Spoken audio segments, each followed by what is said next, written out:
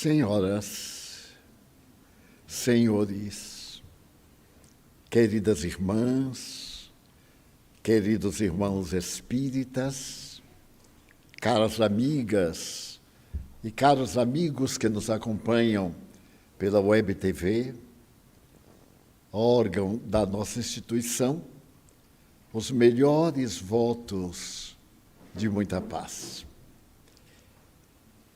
Já é redundância abordar-se qualquer temática fazendo-se uma análise da época em que estamos vivendo. No Evangelho de São Marcos, no capítulo 13, o evangelista apresenta uma bela palavra de Jesus, que está intitulada como o Sermão Profético. Curioso que Jesus estava nesse dia em Jerusalém, porém estava do outro lado do Hermon, o monte. E, de repente, aproximou-se do templo, que era considerado majestoso. O templo em Jerusalém não era um edifício, como normalmente se refere. Era um grupo de edifícios, entre os quais aquele dedicado à oração. Era dedicado às orações e às dádivas no gasofilácio, o depósito, onde se colocavam as dádivas para Deus. E Jesus estava olhando a paisagem ao entardecer, quando os seus discípulos, que eram pessoas muito modestas, aldeães da Galileia, a Galileia fica muito acima de Jerusalém, e estando na capital de Israel, encontravam-se deslumbrados. Eu me recordo que, ao vir do interior, onde nasci e cresci, a capital do estado deslumbrou-me para a paisagem que eu trazia de uma grande cidade na época, que era aquela em que eu nasci. Então, eu posso imaginar a surpresa imensa daqueles galileus de Cafarnaum e das praias ali da Galileia, chegando à monumental Jerusalém. O templo ficava em cima de uma montanha. Se havia cortado uma parte da montanha e ali se havia erguido, através da história, o templo que estava na terceira recuperação. A segunda recuperação do templo foi no período de Salomão, que o mandou destruir, reconstruiu. Ele era, à época, o homem mais rico e adornou o templo de pedras preciosas, de pórfiro, de mármores, das mais notáveis mateiras, aquelas que vinham do Oriente mais profundo, e o templo era considerado o mais belo edifício da época. Mais tarde, no governo de Herodes o Grande, no qual nasceu Jesus, o templo foi novamente recuperado. E como Herodes o Grande não era judeu, pertencia a um outro grupo e era odiado pelos judeus aos quais governava, Herodes, para conquistar a simpatia do seu povo, mandou colocar na entrada do templo uma macieira feita em ouro maciço para tornar mais esplendorosa a edificação. Era natural que aquele pequeno grupo, chegando à cidade, vendo de um lado o rio Canouro, adiante o Jardim das Oliveiras, mais para trás as edificações do templo, e Jerusalém, que fica no planalto, deslumbrasse-se. E se deslumbraram de tal forma que olharam para Jesus e disseram: Senhor, vede que pedras, vede que construção.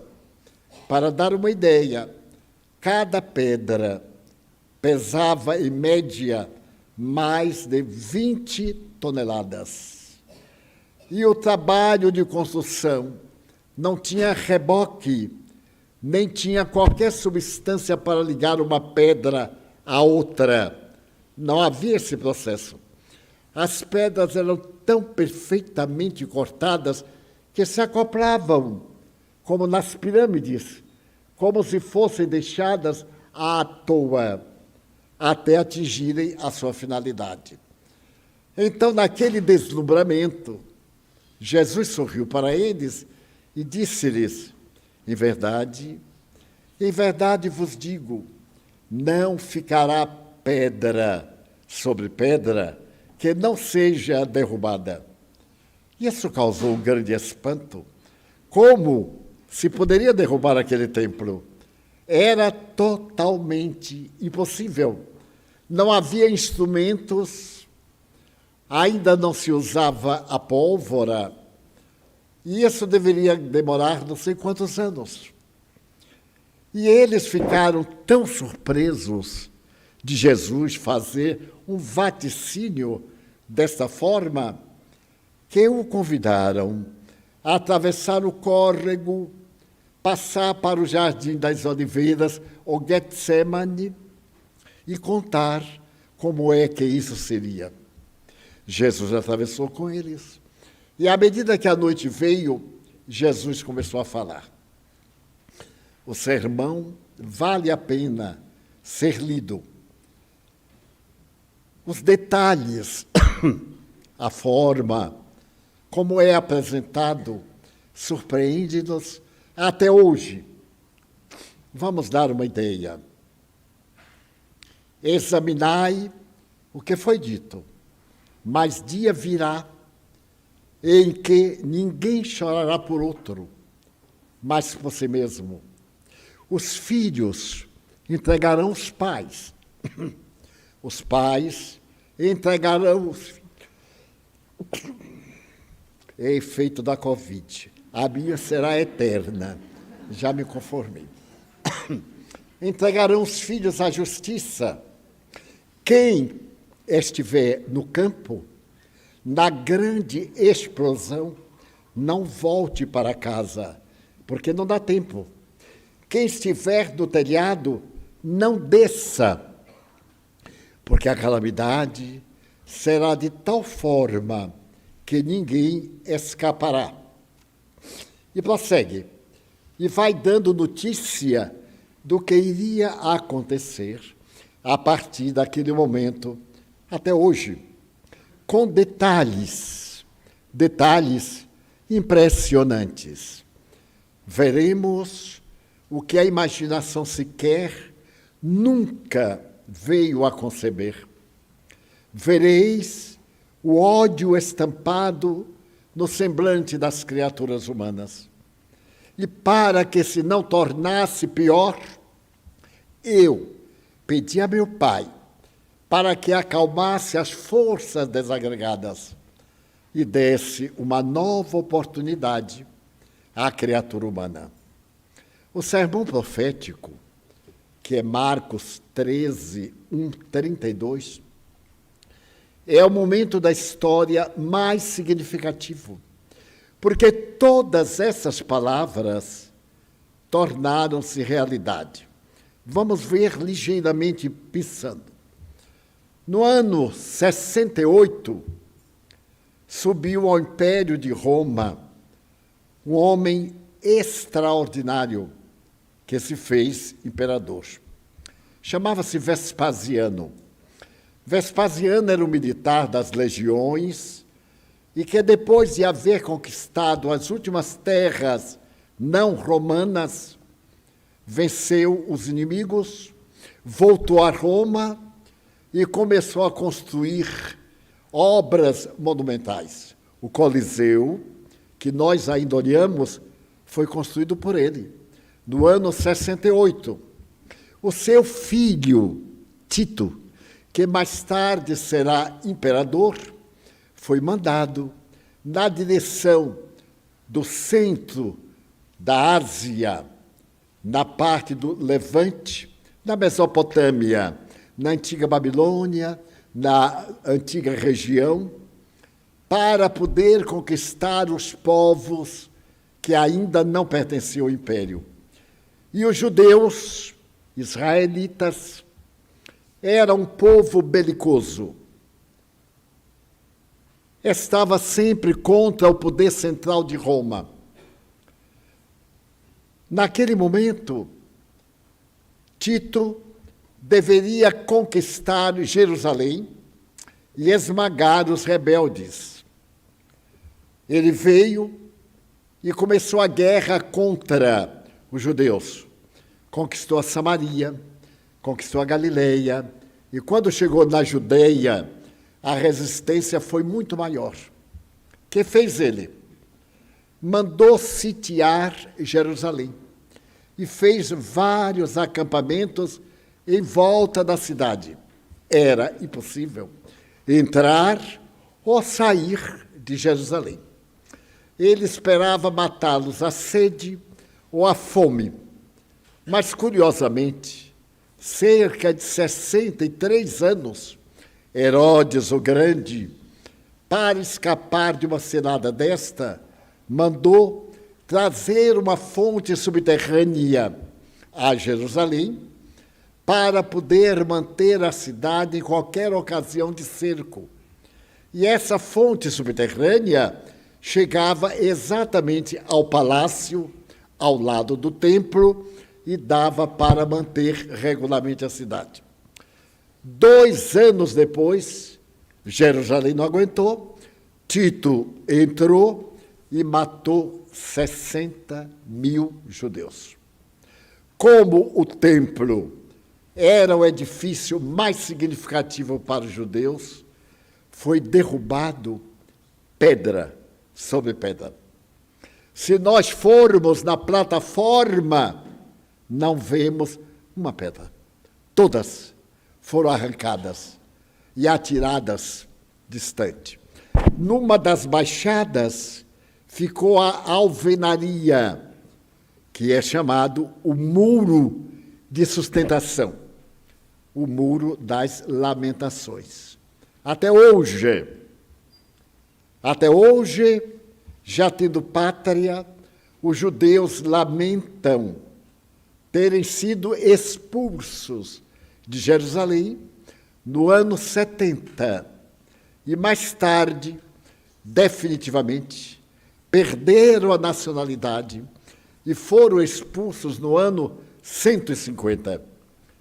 Como Tito não podia ficar governando aquele povo rebelde, entregou o seu governo ao representante romano na Síria, hoje devastada, com essa guerra tremenda por causa de um ditador infame que destruiu seu povo e hoje governa fantasmas, ruínas, mas não sai do poder.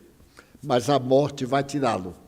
Por mais que ele demore, a irmã morte vai chegar devagarzinho e vai dizer, vamos, filhinho, para o inferno, e vai levá-lo suavemente. Muito bem. Portanto, o que Jesus previu, podemos ver que se deu absolutamente. Mais tarde, quando falamos que os pais denunciariam os filhos denunciariam os pais, até hoje nos parece um absurdo. No tempo do nazismo, os filhos denunciavam os pais ao mais terrível tribunal político da humanidade. E esses pais, porque não eram nazistas, eram levados para campos de concentração e mortos. Os pais denunciavam os filhos, porque Goebbels, um dos 4 auxiliares de Hitler, havia imaginado uma raça superior. E, claro, os hebreus eram menos do que porcos. Matar um hebreu era uma glória. E ainda hoje nós encontramos no neonazismo quem pense assim. Então, os pais que tinham filhos que molhavam a cama à noite, isso era uma falência do sentido étnico, denunciavam os pais à polícia, e eles eram considerados patológicos, eram levados aos campos de concentração e atirados nas câmaras de gás, pelo crime de terem um problema natural, que é hoje perfeitamente tratável, especialmente pela homeopatia, a enurese. Nós, então, estamos vendo que aquilo que Jesus falou é absolutamente exato.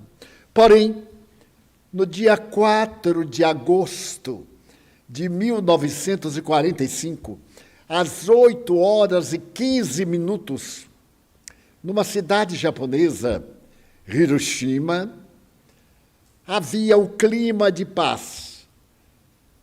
O Japão estava em guerra com a América do Norte. Havia invadido e destruído as forças armadas no Oceano Pacífico. Os Estados Unidos ameaçaram destruir Tóquio. No entanto, ao fazer-se um balanço de guerra, os estrategistas consideraram que uma invasão americana a Tóquio mataria uma média de 4 milhões de pessoas. Tóquio tinha uma média de 8 milhões de pessoas. Então, fazia 5 anos que realizavam um projeto chamado Projeto Manhattan. Era um projeto de uma bomba feita por alguns cientistas, incluso von Braun, que era alemão e que os Estados Unidos prenderam e levaram para Los Alamos, na Califórnia. Muito bem, naquele momento, as pessoas olharam para os céus e viram 3 aviões. Não era surpresa, porque Hiroshima não era uma cidade militar, era uma cidade estudantil. Era uma cidade cortada por um rio chamado Ota. E esse rio tem, ainda hoje, 7 braços. Mantinha a cidade de Hiroshima em um clima dos mais agradáveis e férteis. De repente, houve uma claridade às 8h15, como nunca havia sido vista antes. Esta claridade foi o estouro da bomba atômica. Esse estouro produziu 100 vezes a claridade do Sol e cegou aproximadamente 90 mil pessoas em 1/100º de minuto. Logo, veio uma escuridão, como antes nunca houve, e as pessoas saíam batendo-se. Nesse instante, soprou um vento, norte-sul, leste-oeste, com uma velocidade de 150 metros ou quilômetros. Então, houve uma loucura geral, porque automóveis, animais e pessoas eram arrancadas e jogadas. As pessoas eram jogadas com tanta velocidade contra a parede que ficava somente a gordura na parede. O ribombar foi tão terrível que 200 mil pessoas, é estatística oficial, perderam a audição porque os ouvidos sangraram. A 30 quilômetros, as vidraças das casas arrebentaram. E aí as desgraças vão acontecendo. A claridade vem, a cidade está destruída totalmente, apenas com uma parede de pé, e o relógio de uma torre que estava 8 horas e 15 minutos, quando veio a explosão. Então houve uma calmaria. E isso está no livro intitulado Suicídio Atômico, que eu li na época. Então veio o silêncio. E as pessoas atordoadas não sabiam o que ia acontecer. Um calor que subiu a 70 graus. Nesse momento, começou a chover. E o autor dá detalhes, que eu não vou repetir, porque são muito afligentes. As pessoas rasgavam as roupas, o ventre rasgado com os ventos, atiradas as vísceras do lado de fora, e os cadáveres, milhares. Então começou a chover, e as pessoas ficaram alegres. Não era chuva, era um efeito da radiação nuclear. Era um subproduto atômico que caía em bagas sobre as pessoas, responsável pelo câncer. Até hoje, morrem em Hiroshima e em Nagasaki aqueles descendentes daquele dia trágico, às 8h15 da manhã, às 10h15 da manhã, daí a 3 dias, na cidade de Nagasaki. Então, aquilo que Jesus previu está aí. Arrasará. Quem estiver no campo, não volte, não deu tempo. Quem estiver no telhado, não há tempo. Porque no momento da explosão, a radiação logo se espalha a 100 quilômetros. E tudo fica contaminado por 100 anos, no mínimo.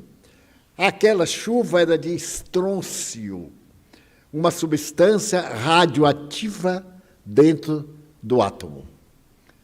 E então, se nós formos examinar o sermão, a desvantagem moral, o desrespeito atingirão índices inimagináveis.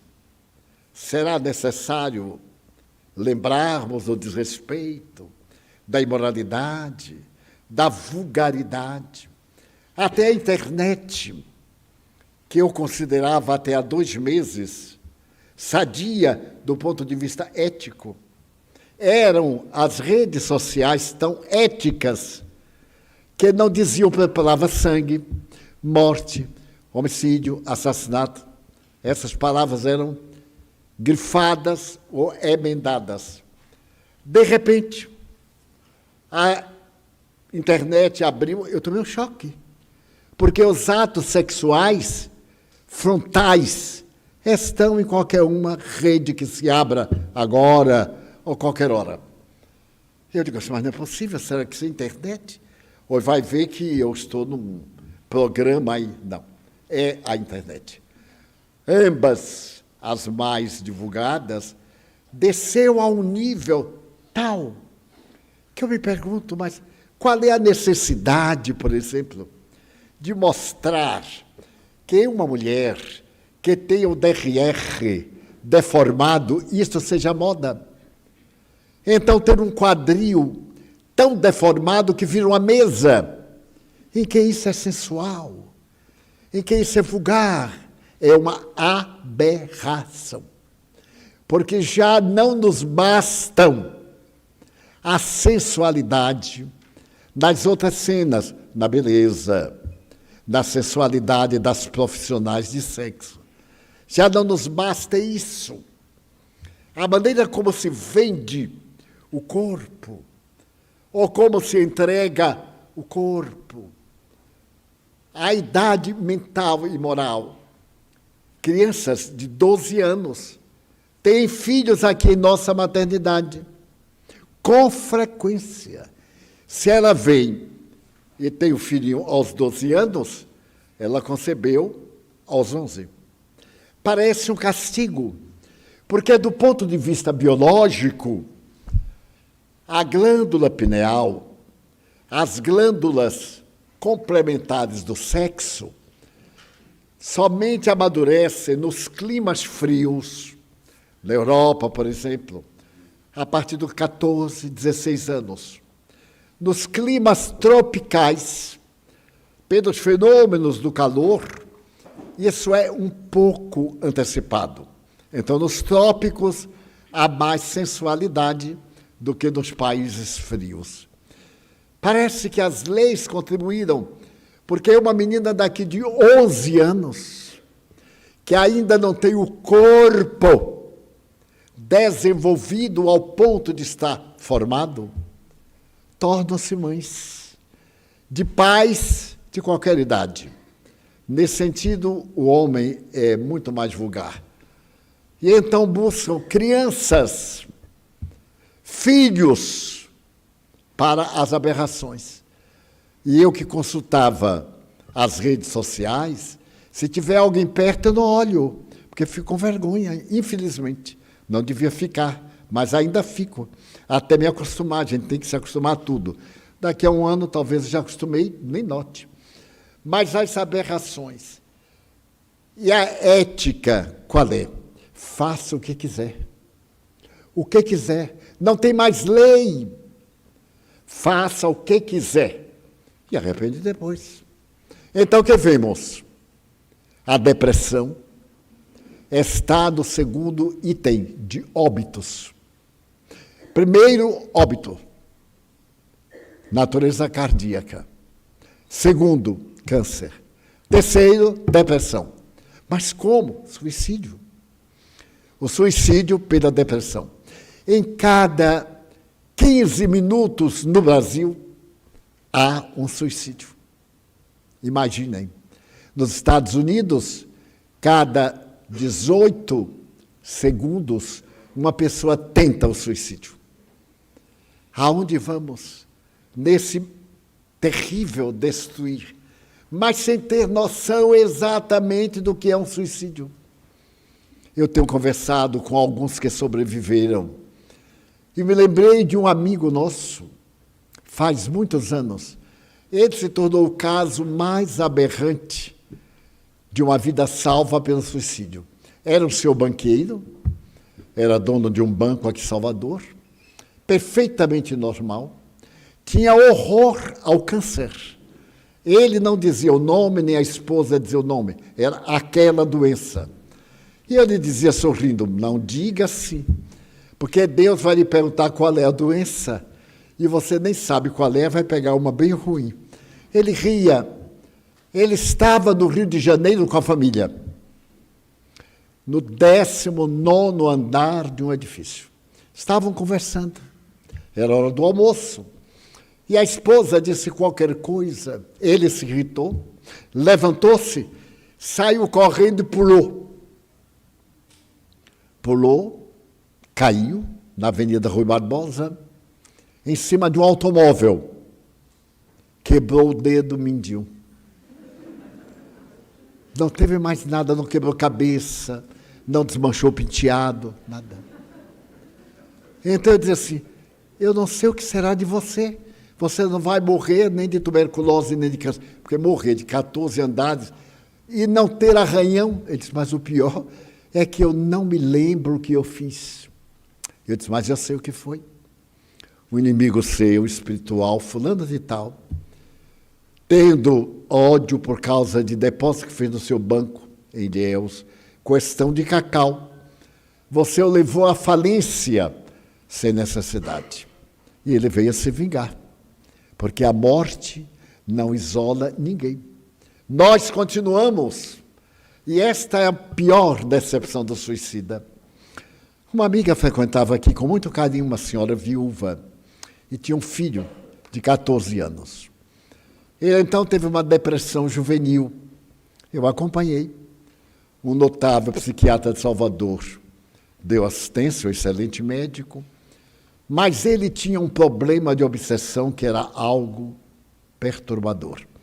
Era uma obsessão sexual. Nessa idade, ele tinha muitos tormentos e tinha uma namoradinha. E eu falava para ele assim, faça qualquer coisa, incendeie a sua casa, mas não se mate. Veja bem, se você se matar, você vai se lembrar de mim. Eu lhe falei várias vezes que você vai viver. E você só pode saber da verdade se matar. Então, se você quiser testar para ver, já vá avisado do que é que vai lhe acontecer. E então falei com ele que eu tinha uma irmã suicida, que ela me contou tudo o que lhe aconteceu durante 33 anos, até quando minha mãe morreu e foi ajudá-la. E muito bem, ele melhorou, recebeu a cura naturalmente, e certo dia ele estava conversando com a namorada e a mãe, deitada, reclamou, porque já era tarde. Isso foi o gatilho que o fez entrar no banheiro, e na janela pequena do banheiro, ele se jogou através dos vidros móveis, arrebentou outro e caiu do 8º andar. Ouviu-se o baque, quando foi ver, era o rapaz.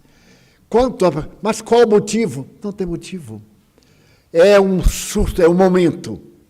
Aquilo toma e atira do abismo. As forças, como falou Jesus, se encarregam dessa destruição. Desnecessário dizer o que a mãe sofreu, as 2 irmãzinhas e também nós. E passaram meses. Certo dia, eu fui à casa dela, ela estava doente, e eu lhe fui aplicar passe. E ela me disse: Adivaldo, se eu dispusesse de recursos, eu me mudava aqui do apartamento, porque eu só fico ouvindo o grito que meu filho deu quando caía e o baque surdo lá embaixo. Então eu fui ao banheiro, pelo qual ele se atirou, foi consertada a janelinha depois, e então eu o vi caindo. Psiquicamente, ele ficou caindo sem parar. E mais tarde, quando ele recuperou a lucidez, ele me disse: Adivaldo, você não imagina, quando eu estava caindo, eu fiquei lúcido. E me dei conta, não podia mais. Foi o baque final.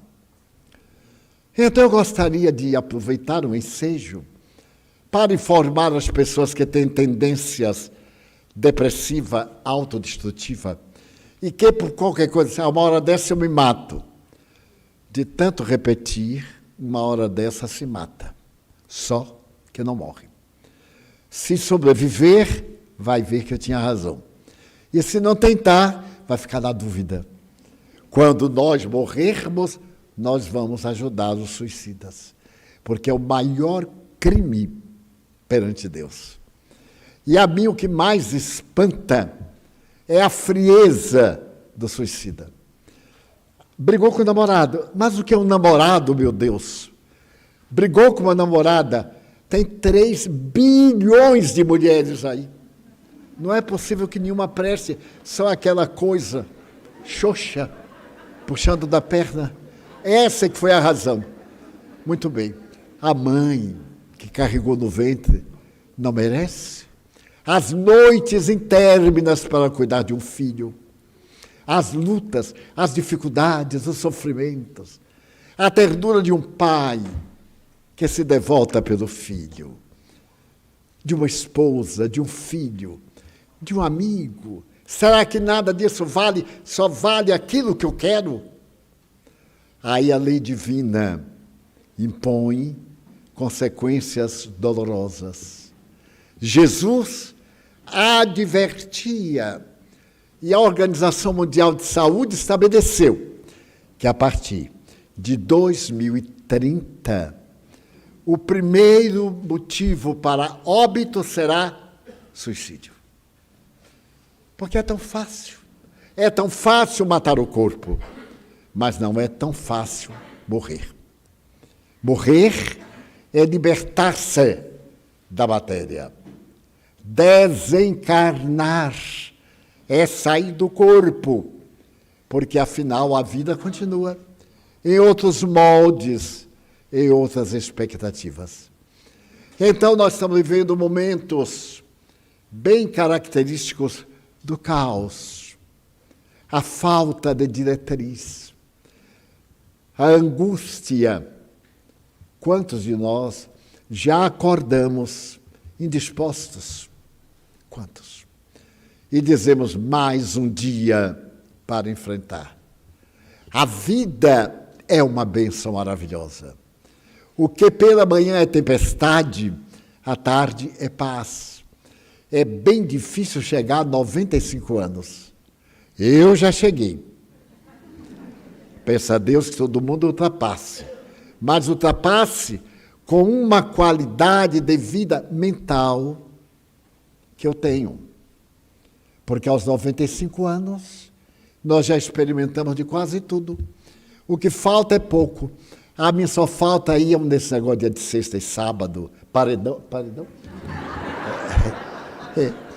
Eu tenho uma vontade de ver, porque o povo fala tanto. E aqui na mansão a gente ouve tudo que é paredão. Tem um paredão aqui no Alto da Cebola, tem outro paredão aqui no Beco do Mozó. Vocês sabiam que o nome desta rua é Beco do Mozó? Nunca vi tanta coincidência. Esse é o nome popular. Agora o nome Marechal Deodoro da Fonseca. Eu não queria meu nome no Beco do Mozó de jeito nenhum. Então Jesus previu e disse, mas eu sou a vida. Aquele que me buscar terá vida, e vida em abundância. E por que eu falo? Porque eu também já experimentei a tentativa de suicídio, quando eu era bem jovem. Olha, quando a gente é jovem, eu advogo os pais não baterem nos filhos, advogo tudo isso. Mas uma surra de quando em vez faz tão bem. Dá tanto juízo a gente. Lá em casa, pai tinha um psicólogo. Não falhava nunca. A gente cometia qualquer barbaridade. Ele calmo, tinha bigode, ainda torcia para chatear a gente. Pegue ali o psicólogo. Fazia uma sessão terapêutica, a gente ficava bom. Eu não tenho nenhum conflito, nenhum problema. Éramos 13. Não tem nenhum tantã que tem mágoa do pai, que tem ódio do pai. A gente adora o velhote. E ainda na hora de morrer, ele pediu desculpa. Eu digo, pai, o senhor fez tão bem. Eu acho até que poderia ter apurado um pouquinho mais para melhorar. Mas tão interessante. Então, Jesus disse que se nós o buscássemos, mas como? Eu tinha vindo do interior para trabalhar na capital, sonho de todo jovem. Me havia formado em professor primário, aos 15 anos de idade, fui ensinar a plantar batata, plantar cebola, que era a minha especialidade, ainda planta alguma coisa. E então, resolvi morar na capital, porque no interior só tinha emprego na loja, segunda-feira, que é dia da feira, e o resto viver de ociosidade. Então Deus permitiu que eu consegui vir. E fui trabalhar numa empresa de seguros privados, chamada Sátima, Sul-América, Terrestre, Marítimos e Acidentes. Então, para aquele menino de 18 anos, trabalhar numa empresa dessa, fiz concurso, eu era um ótimo datilógrafo. Não sei se vocês sabem o que é. Se não souberem, me perdoe. Hoje é digitador. Vai bem. De vez em quando muda o tal do aparelho, aí é nova adaptação. Mas bem, e a minha função era fazer o rosto da apólice, porque não pode ter erro, não pode ter rasura, elas são numeradas à máquina para evitar fraude, e como eu era um bom datilógrafo, eu era realizador disto. E no dia 1º de agosto, a guerra estava terminando. E o Brasil havia nacionalizado 2 grandes empresas. A Venécia Companhia, era uma empresa italiana, e uma outra foram incorporadas ao patrimônio do Brasil e foi para o nosso instituto. Então, o meu gerente, eu nunca me esqueço, tinha 18 anos. Me chamou, era um senhor respeitável, e me disse, Divaldo, nós estamos agora em economia. E vamos despedir os funcionários mais recentes, porque veio a ordem da matriz, e você e fulano são os dois mais recentes. Você passe no caixa para receber o salário. Eu tinha trabalhado 13 dias. Ainda lembro até do dinheiro que eu olhei assim, contei. Muito bem. Eu fiquei tão deprimido. O choque. Porque demitir é muito bom para quem demite. É doloroso. E eu tinha que pagar a pensão onde estava. Quando eu vi aquilo, eu tive um choque. E estava na moda suicídio em Salvador, jogando-se do elevador Lacerda. Porque tudo tem moda, até suicídio. Hoje é overdose. Olha que coisa linda. De quem morreu? Uma overdose. Teve o tempo do veneno de rato, teve o tempo do enforcamento, que continuam. Mas há sempre uma preferência. E naquele os jornais anunciavam atirar-se do elevador Lacerda, que são 90 metros, não tinha nenhuma defesa, todo ali era aberto, fecharam depois. Então, uma voz me disse, tão nítido como eu estou falando aos senhores, suicida-te, vê que mundo miserável, como é que comete uma injustiça dessa contigo? Tu necessitas viver, teus pais estão velhos, são pobres, meu sonho era atender a meus pais e a uma irmã que não casou. Eu disse, mas é mesmo. E a voz foi conversando comigo enquanto eu caminhava. Havia um edifício chamado A Lâmpada, de onde desce a ladeira da montanha. Eu digo, então eu vou me matar. Parei numa casa comercial, pedi licença, sentei-me e escrevi uma carta a meus pais, dizendo que eles não eram responsáveis, e que eu havia tomado aquela atitude porque tinha vergonha. Eu vim tentar, e agora era envergonhado, assim, humilhado. Não ia dar para nada e eu não ia voltar. Bem, peguei, dobrei, prendi aqui no bolso com um clipe. E fui na direção do elevador Lacerda, como quem vai à busca de um veleiro da fantasia. Quase com alegria. Bom, subi o elevador. E quando eu cheguei lá em cima, eu tremia, estava muito frio, suava em quantidade. Então eu me aproximei da parte que defronta o mercado modelo, pus as mãos para saltar. Nesse exato momento em que eu ia fazer o esforço, e olhava para frente, eu vi a minha irmã suicida. Ela se houvera suicidado no dia 11 de novembro de 1939. Fazia, portanto, 16 anos. Eu a vi no ar, o cabelo desmanchado, semblante inchado. Ela havia tomado um veneno cianureto, misturado com mercúrio. Morreu em 3 minutos. Então ela gritou, Di, não faça isto, louco! Ninguém morre, olhe-me. Eu olhei para ela, aquele fantasma, às 2h. Eu tive um choque tão grande que desmaiei para dentro. Porque se desmaiasse para fora, eu estaria aqui incorporado em Mário para contar a minha história.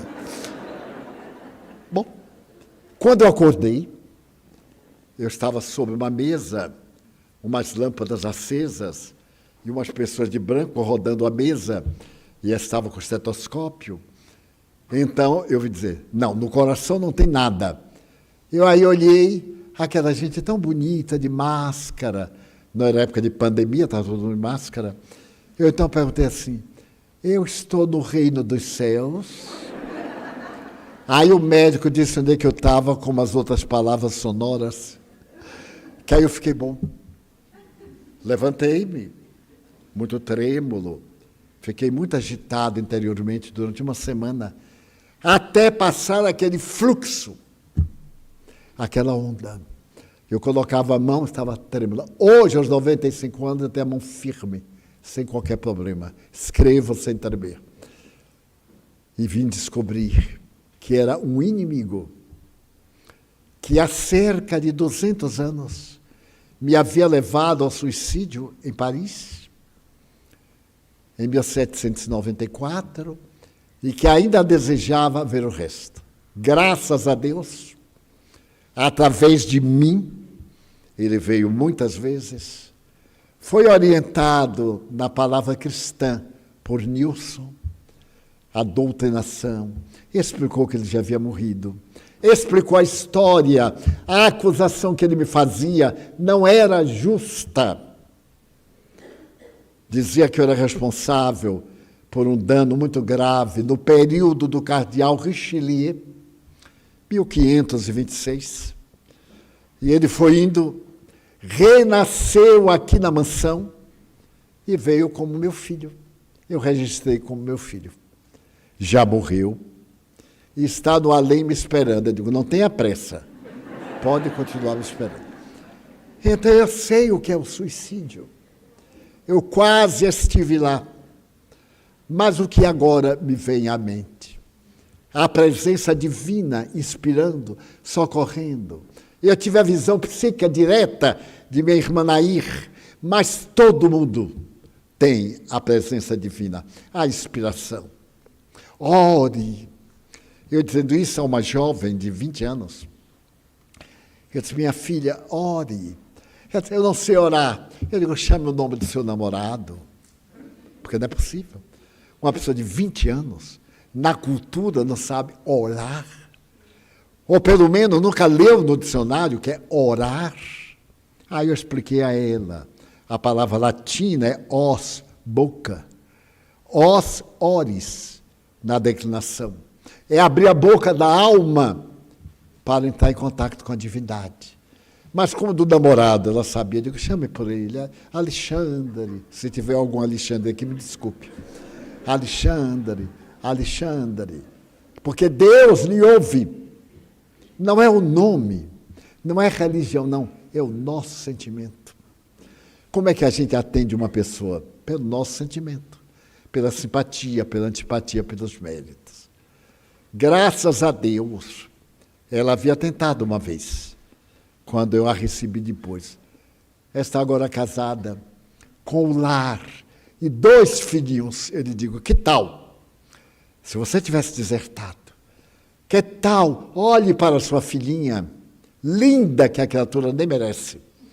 Às vezes a lei é assim, uma pessoa feia, tem uma filha linda.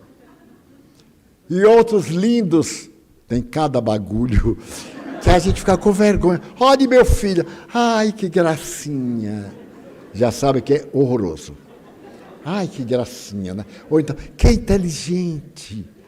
Quando nós dizemos, nossa, que linda. Não adianta mudar. Pois bem.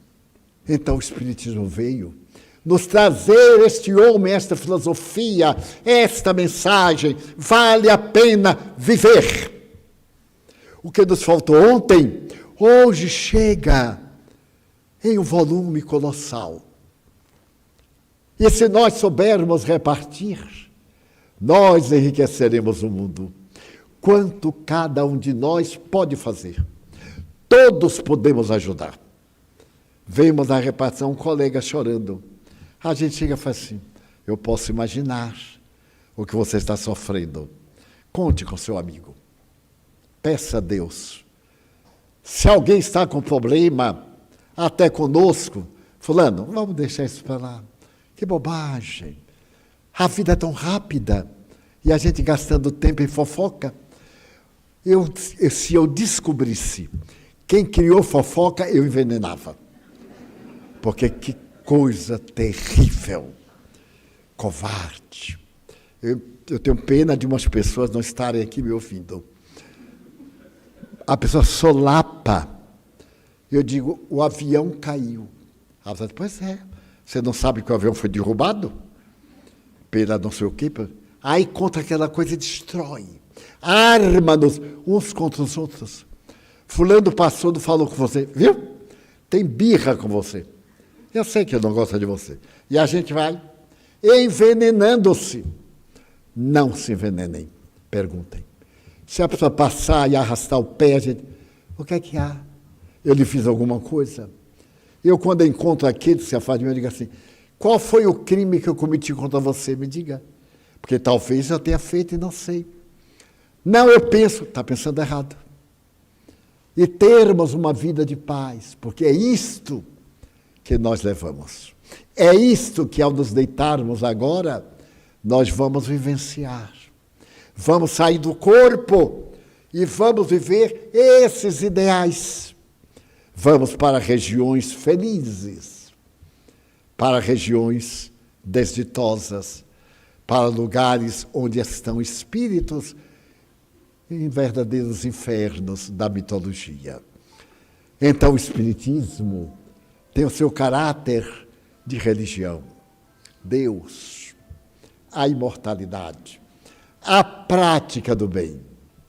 É tão fascinante. Veja como é fácil. Então, hoje uma tia me disse, Divaldo, você fala que fazer o bem é tão difícil.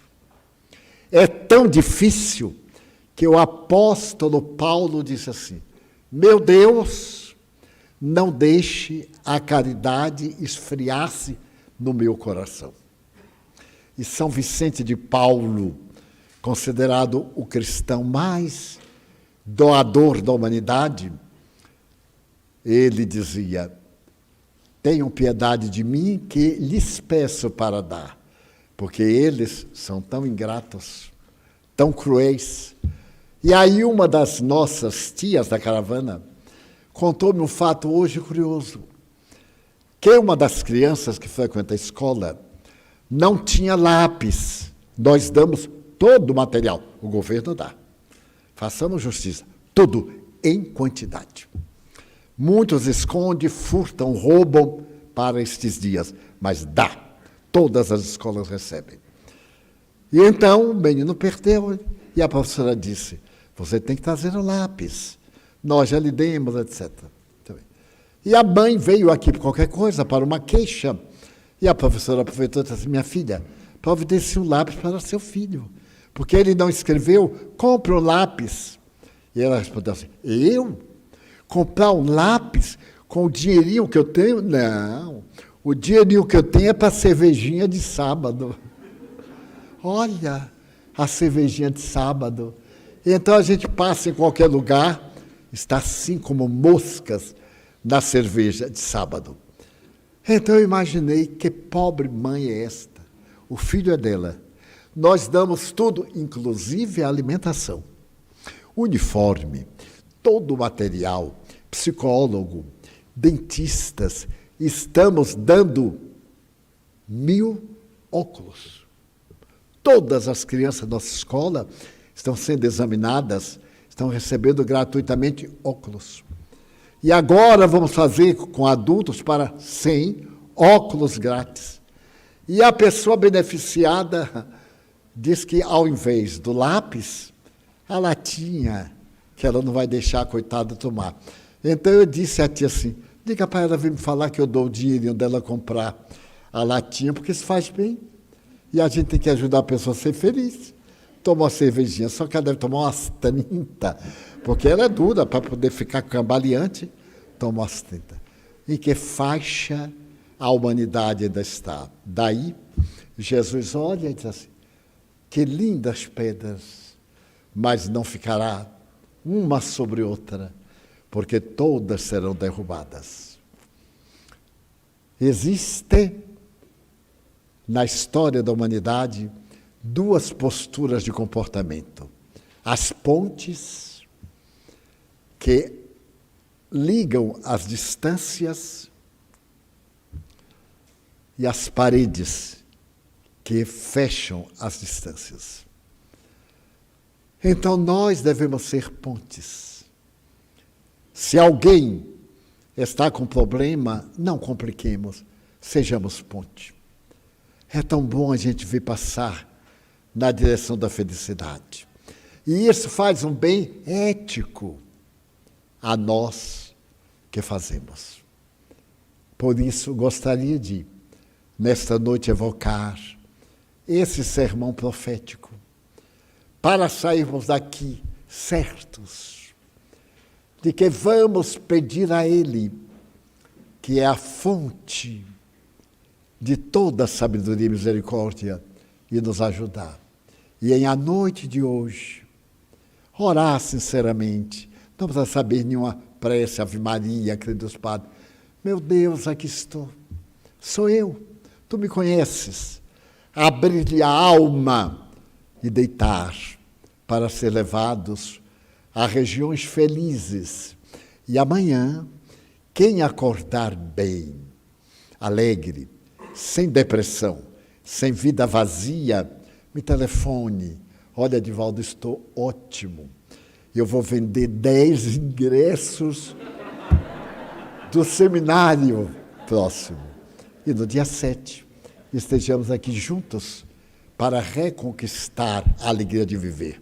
E não deixar que ninguém, nenhum fofoqueiro, nos envenene a alma. Se a gente errou, ótimo. Só erra porque tenta. Eu nunca errei, já é um erro, porque não tem ninguém perfeito. Então é a nossa mensagem. E agora, um momento muito especial. Nós vamos pôr em prática. Os nossos médiuns devem estar preparados para este momento, nos transmitir energias para daqui sairmos fortalecidos. E chegando em casa, se a esposa está esperando, gentil com ela. Se ela estiver conosco, paga um lanche ali na lanchonete, não é? Compra um livrinho, é tão barato.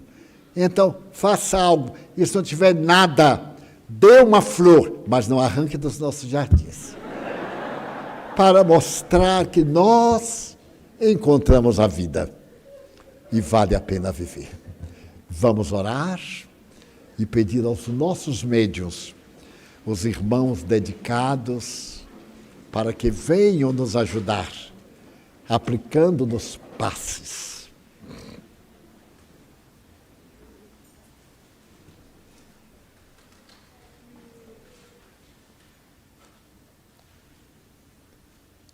Amigo, um dia tu disseste, já não vos chamo amigos, eu vos chamo irmãos.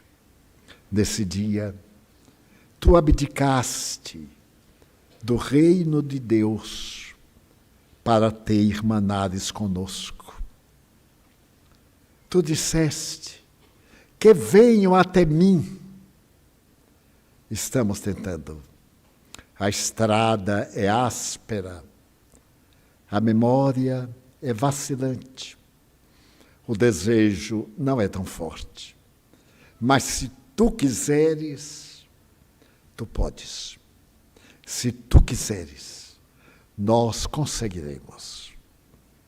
Amigo daqueles que necessitamos de amigos.